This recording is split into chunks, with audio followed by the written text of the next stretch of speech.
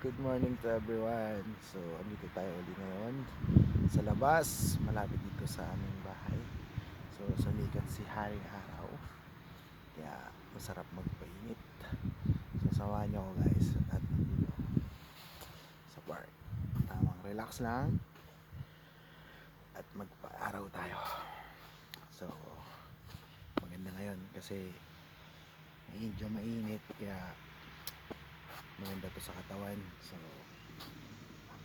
samantalayin natin at sumikat yung Haring Araw ngayon.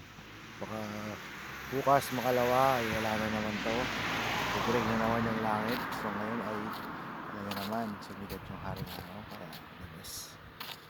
Sarap, sarap yung sikat ng araw. So 10 AM pala ng morning na dito sa Europe. Yan. So tara at magparaw tayo. Pakita ko lang sa inyo yung view dito sa likod natin. Kasama na natin yung bike natin malapit.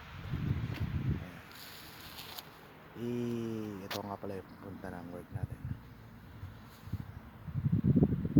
So yun na guys, happy Sunday sa inyong lahat. Lagi kayong mag-ingat and God bless.